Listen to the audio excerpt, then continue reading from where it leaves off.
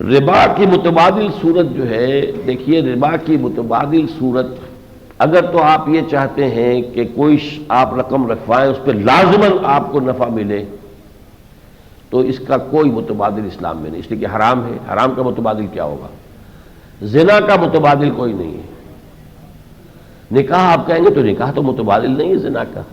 زنا تو یہ ہے کہ آپ نے جنسی خواہش پوری کی اور اسے پیسے پکڑایا اور چھٹی، نہ آپ کا اس سے کوئی واسطہ نہ اس کا آپ سے کوئی واسطہ۔ اگر کوئی حمل رہ گیا ہو تو وہ جانے، اس کی بلا جانے، آپ کو اس سے کوئی غرض نہیں، آپ اس بچے کے ذمہ دار نہیں، کفیل نہیں، کچھ نہیں۔ تو یہ زنا ہے۔ اور جب آپ کسی عورت سے نکاح کرتے ہیں، پھر وہی فعل جب آپ کرتے ہیں تو اب آپ کی ذمہ داری ہے، اس عورت کا نان نفقہ آپ کے ذمے ہے، اولاد ہوگی تو آپ اس کے باپ ہیں، آپ کی ذمہ داری ہوگی۔ تو نکاح کو آپ زنا کا متبادل نہیں کہہ سکتے۔ ہاں یہ کہہ سکتے ہیں کہ جو ضرورت جو ہے انسان میں اللہ نے رکھی ہے، جنسی تقاضا، وہ اللہ تعالیٰ نے نکاح کا راستہ اس کے لیے کھول دیا ہے۔ اسی طریقے سے یہ کاروبار میں جو ضرورت پیش آتی ہے کہ رقم جمع ہو، جمع کر کے بڑا کام کریں، تو شراکت کا راستہ شریعت نے کھولا ہوا ہے۔ مضاربت اور شراکت، یہ دو راستے پورے کھلے ہوئے۔ اگر تو ان دونوں کی پابندی کرنی ہے، شریعت کے اوپر چلنا ہے، تو دونوں سے سارا کام ہو سکتا ہے، کہیں کوئی رکاوٹ نہیں ہوگی۔ لیکن اگر شریعت کی پابندی نہیں کرنی ہے تو پھر ٹھیک ہے، پھر اللہ کے اور اس کے رسول کے خلاف جنگ جاری رکھیے۔ بلا شبہ سودی نظام حرام اور ناجائز ہے، کوئی بھی مسلمان اس کو جائز نہیں کہہ سکتا، مگر اس قدر اخلاقی فقدان میں اس کو کس طرح امپلیمنٹ کرے، میرے سمجھ میں یہ بات نہیں آئی۔ حرام شے کو تو امپلیمنٹ کرنا آسان ہے، اس کے لیے کسی اخلاق کی ضرورت نہیں ہے، طاقت کی ضرورت ہے، قانون کو نافذ کرنا ہے، وہ تو طاقت کے ذریعے سے ہو جائے گا۔ مغالباً ان کی مراد یہ ہے کہ اگر شراکت کرتے ہیں تو لوگ جو ہیں وہ بے ایمان ہیں، یہ حساب صحیح نہیں رکھتے ہیں، یہ کرتے ہیں، وہ کرتے ہیں، تو یہ معاملہ تو جو ہے زندگی کے ہر گوشے سے متعلق ہے۔ اس کے لیے تعزیری قوانین بنائے جائیں، اگر ثابت ہو جائے کسی شخص نے ایسی غلط حرکت کی، سخت سزا دی جائے تو خود ہی جو ہے ہوش ٹھکانے آ جائیں گے۔ دو چار کیسز کو بھی پکڑ لیا جائے۔ آپ کو معلوم ہونا چاہیے امریکہ میں سب سے زیادہ لوگ جس سے جو یعنی خائف ہوتے وہ آئی آر ایس ہے، جو یہ ٹیکسیشن کا محکمہ ہے۔ وہاں بڑی کھلی چھوٹ ہے، آپ جو دے دیں گے، جو بھی آپ کے ریٹرن آئیں گے وہ قبول کر لیتے ہیں، لیکن وہ پھر کہیں کہیں سیمپل چیکنگ کرتے ہیں۔ اس سیمپل چیکنگ میں جو پکڑا جائے تو اس کی قیامت آ جاتی ہے، اسے وہ سزا ملتی ہے کہ اس کے سات پشتوں کی جو ہے وہ اس کا کچوبر نکل جاتا ہے۔ چنانچہ مین ہیٹن میں جو سب سے بڑی بلڈنگ ہے، جو اب تو خیر بن گئی ہے، وہ ٹریڈ سینٹر، اس سے پہلے جو امپائر اسٹیٹ بلڈنگ تھی اس کی مالکہ یہودی عورت ہے،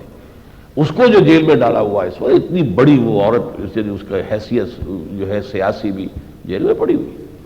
اگر آپ نے ٹیکس کے معاملے میں ذرا غلط حرکت کی ہے تو پھر وہاں سخت ترین جو قوانین ہیں۔ اسی طرح کے اگر کوئی غلط حساب رکھتا ہے، بے ایمانی کرتا ہے، دھوکہ دیتا ہے، مقدمہ بنائیے، ثابت ہو جاتا ہے ایسے سزا دیجیے، دو چار کو سزا مل جائے گی، اس کے بعد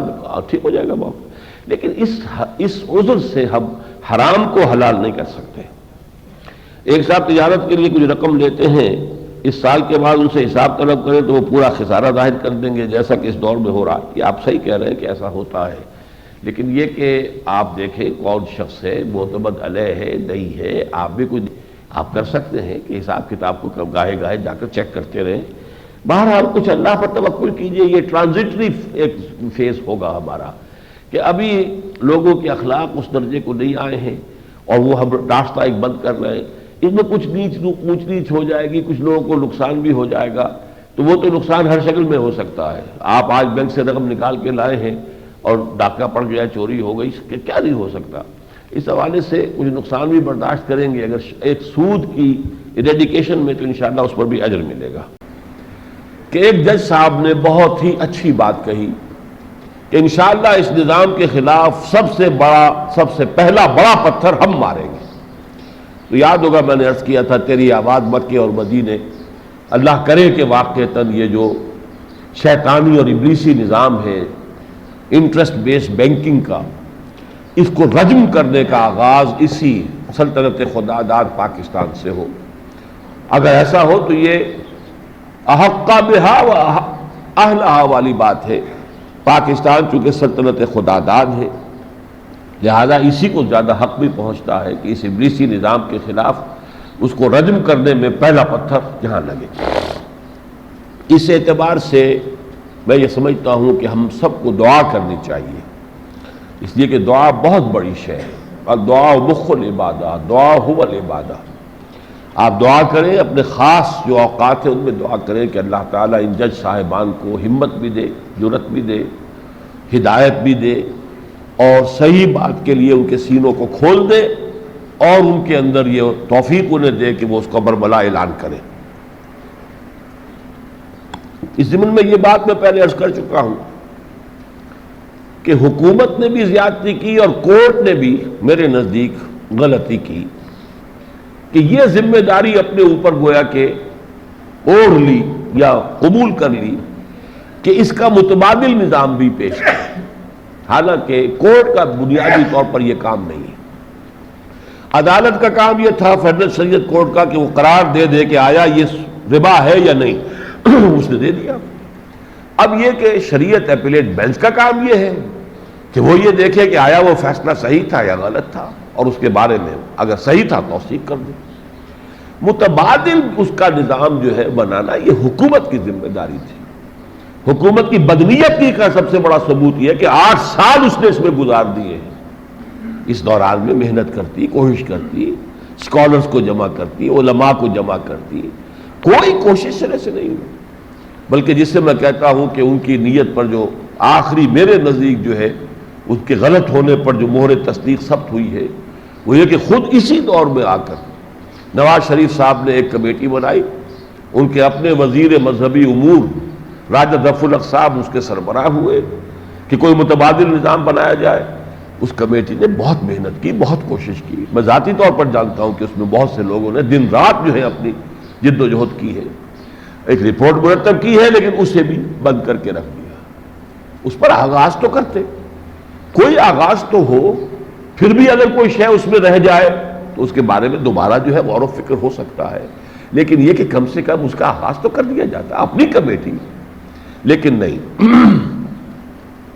بہرحال جیسا کہ میں نے عرض کیا کہ اب دعا کیجئے کہ کورٹ نے اگر یہ ذمہ داری سنبھال لی ہے تو اس کے ضمن میں بھی وہ کوئی واقعتاً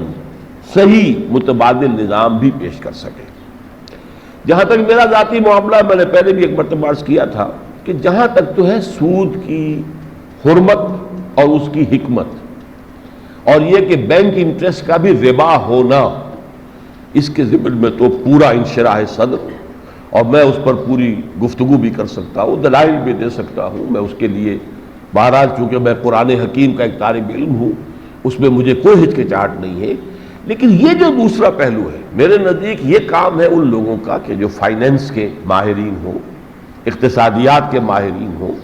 جدید جو بھی کمپلیکیشنز ہیں فائنینس کی اور مالیات کی اس سے واقف ہوں، ان مسائل کو اچھی طرح جانتے ہو، تو یہ کام ان کے کرنے کا ہے۔ اسی لیے میں نے اپنے آپ کو اس عدالتی عمل کے اندر کوئی فریق نہیں قرار دلوایا، نہ میں نے اس میں کوئی عملی حصہ لیا ہے، لیکن ابھی مجھے معلوم ہوا ہے کہ حضرت عمر رضی اللہ تعالیٰ عنہ کے ایک قول کا جو ہے بہت غلط استعمال ہو رہا ہے۔ جو لوگ بھی اس فیصلے کے خلاف، فیڈرل شریعت کورٹ کے فیصلے کے خلاف یعنی بینک انٹرسٹ کے حق میں دلیلیں دے رہے ہیں، اس میں حضرت عمر رضی اللہ تعالیٰ عنہ کا یہ قول بھی استعمال ہو رہا ہے، اور میں سمجھتا ہوں کہ یہ نیک نیتی کے ساتھ تو نہیں ہو سکتا یہ کام۔ حضرت عمر نے یہ فرمایا تھا رضی اللہ تعالیٰ عنہ، روایت موجود ہے کہ یہ سود کی حرمت جو ہے حضور صلی اللہ علیہ وسلم کی حیات طیبہ کے آخری دور میں اس کے ضمن میں آخری حکم آیا، اور ابھی ہم پوری طرح نہیں سمجھ پائے تھے کہ سود کن کن چیزوں میں انوالوڈ ہے، سود کی کون کون سی شکلیں ہیں، کہ حضور کا انتقال ہو گیا۔ لیکن اس سٹیٹمنٹ آف فیکٹ کے بعد جو بات حضرت عمر فرما رہے ہیں وہ یہ ہے فَدَّعُوا الرِّبَا وَالرِّبَا، تو دیکھو مسلمانوں، ربا جو واضح طور پر ربا ہو اسے تو چھوڑنا ہے ہی، جہاں شک بھی پیدا ہو جائے کہ یہ ربا ہو سکتا ہے اسے بھی چھوڑ دو۔ تو اصل میں تو ان کا فرمانا یہ تھا کہ یہ اتنی خراب شے ہے، اتنی بڑی خبیث شے ہے کہ جہاں شائبہ بھی پیدا ہو جائے، چاہے یقین سے آپ نہیں کہہ سکتے کہ یہ ربا ہے، لیکن شائبہ بھی، امکان بھی ہو جائے کہ ہاں یہ ربا ہو سکتا ہے تو اس کو بھی چھوڑ دو۔ فَدَّعُوا الرِّبَا وَالرِّبَا، لیکن یہ اس ریبا کو، دعو ریبا، اس کا مطلب یہ ہوگا جہاں شک ہو چھوڑو اس کو، مطلب اس کو چلنے دو۔ یہ مفہوم اگر لیا جا رہا ہے تو یہ تو واقعہ یہ ہے کہ بالکل اس کی منشا کے خلاف، یہ تو ایک تحریف ہے کہ جو ان کے اس قول کے اندر کی جا رہی ہے۔ بہرحال میں توقع یہ رکھتا ہوں اللہ تعالیٰ کے فضل و کرم سے کہ کچھ نہ کچھ خیر ضرور برآمد ہوگا، کوئی نہ کوئی آغاز تو ہو جائے گا۔ اب اس کو کسی اور بہانے سے اسے معرض التوا میں انشاءاللہ تعالیٰ اس مسئلے کو نہیں ڈالا جا سکتا۔ واللہ عالم، یہ میری ایک رائے ہے، رجائیت کہہ لیجیے اسے، امید ہے۔ میں یہاں خاص طور پر جو آج ذکر کر رہا ہوں اس کا، وہ اس اعتبار سے کہ میری جو ملاقات بہت سے لوگ ہیں کہ جو ضمن میں کام کر رہے ہیں، اب بھی کر رہے ہیں، پہلے بھی انہوں نے کیا ہے، بہت سے لوگ ہیں محنتیں کر رہے ہیں، عدالت میں پیش ہو رہے ہیں۔ جماعت اسلامی نے بھی ایک جو ہے پینل وہاں پر اس کے لیے جو ہے اپنی طرف سے معین کیا ہوا ہے۔ تو یہ جو لوگ بھی محنت کر رہے ہیں، کوشش کر رہے ہیں اور دین حق کی جو ہے تائید کے لیے، تو وہ اللہ تعالیٰ کے ہاں اپنے اجر و ثواب پائیں گے۔ لیکن میری ملاقات جن لوگوں سے بھی ہوئی ہے، ان ایسے حضرات میں سے، ان میں سے دو حضرات کے بارے میں واقعہ یہ ہے کہ میں نے یہ محسوس کیا کہ جس قدر ان کے اندر اس ایشو پر خلوص و اخلاص تھا اور جس قدر کنسرنڈ تھے اور ہیں، میں نے ان کی طرح کا کنسرنڈ شخص، اتنا اس معاملے میں مخلص شخص، اور یہ کہ سود کی شناخت کتنی ہے، اس کی خباثت کس درجے کی ہے، اس پر پورا انشراح اور اس کا پورا ادراک اور شعور جو ہے میں نے نہیں پایا، سوائے ان دو اشخاص کے جن کا میں تذکرہ کر رہا ہوں۔ ایک وہ جو مرحوم ہو گئے، شیخ محمود احمد مرحوم، آپ کو یاد ہوگا کئی سال پہلے یہاں میں نے ان کی دو کتابوں کا تعارف کرایا تھا۔ ایک اردو میں سود کی متبادل اساس، ادارہ جو ہے یہاں کا ثقافت اسلامیہ، اس نے شائع کی تھی، اور ایک انگریزی میں ٹورڈز انٹرسٹ فری بینکنگ، میں نے تعارف کرایا تھا۔ بہت اچھی بھلی تعداد میں پھر یہاں فروخت ہوئی تھی وہ کتابیں، لوگوں نے مطالعہ کیا تھا۔ ان کی ایک بہت بڑی کتاب جو ہے ضخیم، مین اینڈ منی، وہ بدقسمتی سے جو پبلشر ہے وہ کوئی برطانیہ کا پبلشر ہے، وہاں کے کسی پریس سے وہ چھپائی جا رہی تھی، اور شیخ صاحب کے جو پسماندگان ہیں، ان کے جو بیٹے ہیں، وارث ہیں، ان کے مابین کوئی جھگڑا ہے کاروباری، جس کی وجہ سے وہ کتاب کہیں بند ہو کر رہ گئی ہے، ورنہ وہ واقعتاً یہ کہ ایک عظیم کتاب ہوتی۔ میں نے اس شخص کے اندر جس قدر درد پایا تھا، حالانکہ وہ بھی معاشیات کے میدان کے آدمی نہیں تھے، انگلش لٹریچر کے پروفیسر رہے، لیکن سود کے خلاف جس قدر نفرت میں نے ان کے اندر محسوس کی، واقعتاً مجھے کسی بڑے سے بڑے عالم کے اندر بھی وہ بات نظر نہیں آئی۔ جس طرح میں نے بارہا آپ کے سامنے اقرار کیا ہے کہ قرآن مجید کی عظمت کا جو انکشاف میں محسوس کرتا ہوں کہ علامہ اقبال پر ہوا ہے،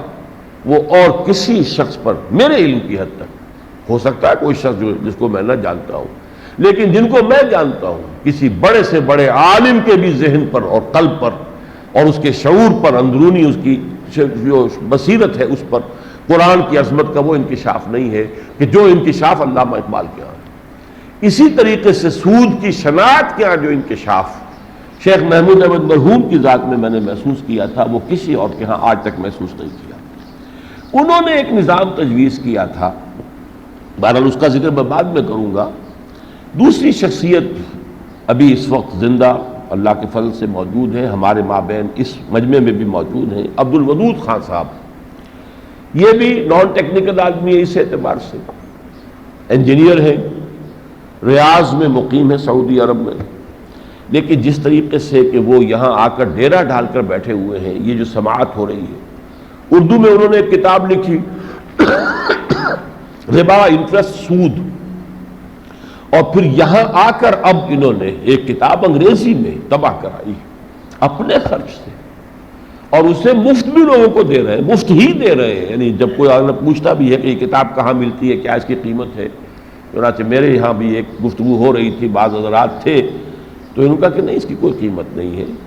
اپنے ذاتی خرچ سے وہ کتاب، جو میں نہیں سمجھتا کہ 100 روپے سے کم لاگت آئی ہو اس کتاب کے ایک نسخے پر، لیکن وہ تقسیم کر رہے ہیں، لوگوں کو دے رہے ہیں۔ ان کے اندر بھی جو نفرت سود کے خلاف ہے، جو جذبہ ہے کہ کسی طرح اس لعنت سے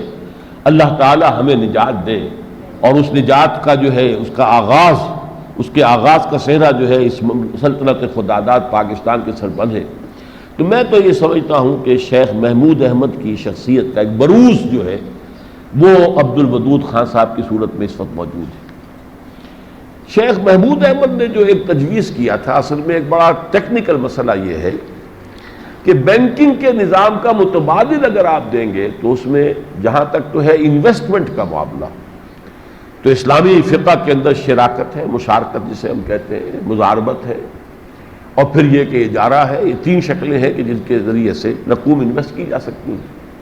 لیکن یہ کہ بینکنگ ایز سچ جو ایک انسٹیٹیوشن ہے، یہ تو موڈز آف انویسٹمنٹ تو ہو گئے، ٹھیک ہے، اس میں جو بھی اعتراضات پیش کیے جاتے ہیں ان کے جوابات بھی انہوں نے اپنی کتاب میں دیے ہیں، لیکن اس کے علاوہ بینکنگ ایک انسٹیٹیوشن کی حیثیت سے جس پروسیس کا نام ہے، اس کا متبادل جو ہے وہ صرف شیخ محمود احمد نے تجویز کیا ہے۔ وہ TMCL کے نام سے ہے، ٹائم ملٹیپل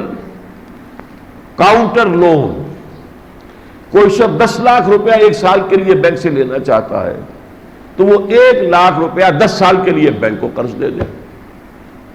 عوض معاوضہ گلا ندارت، 2 قرض ہیں جو برابر کے ہو گئے، ٹائم کے ساتھ ملٹیپل ہو گیا اس کا،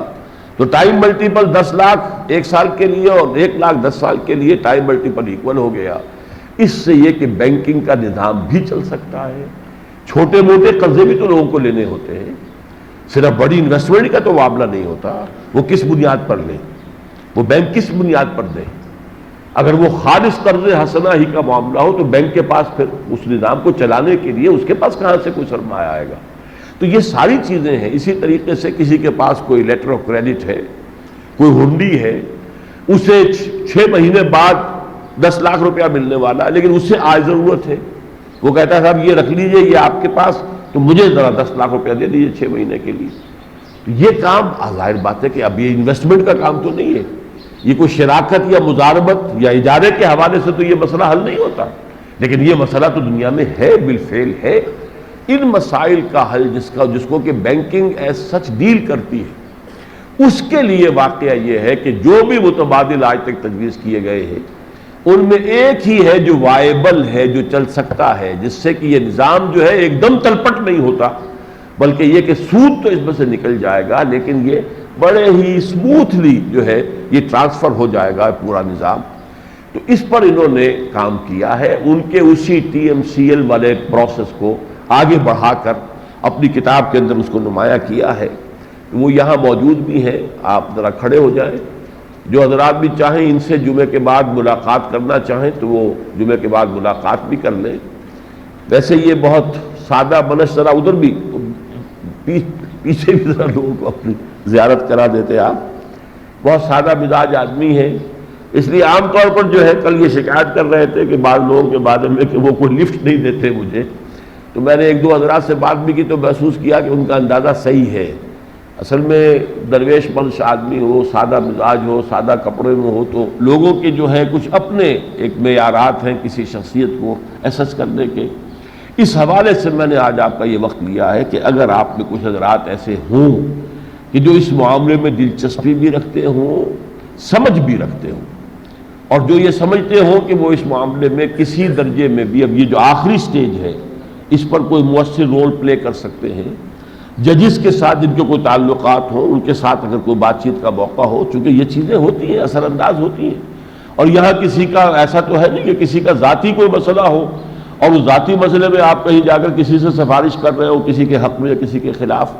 یہ تو دین کا معاملہ ہے، ملک کا معاملہ ہے، ملت کا معاملہ ہے۔ اس اعتبار سے اگر کچھ حضرات ایسے ہوں تو وہ ان سے رابطہ کر کے ان سے کتاب بھی وہ، اور وہ ہدیتاً ہی وہ کتاب بھی پیش کر دیں گے، وہ حاصل کریں، اسے پڑھیں، زیادہ ضخیم تو نہیں ہے، اور آپ آسانی سے پڑھ سکیں گے۔ جنہیں بھی کوئی نہ کوئی مس ہے ان معاملات سے، عام آدمی جو ہے کہ جو ان معاملات سے بالکل جو ہے کوئی بہرہ مند نہیں ہے، اس کے لیے مشکل ہے۔ بہرحال میں نے اسی لیے ان کا تعارف آج یہاں کرایا ہے کہ شاید کہ اس مجمع میں جو لوگ موجود ہیں ان میں سے کوئی ان کے ساتھ اگر رابطہ کریں تو کوئی اللہ تعالیٰ بہتری کی شکیل پیدا کر دے۔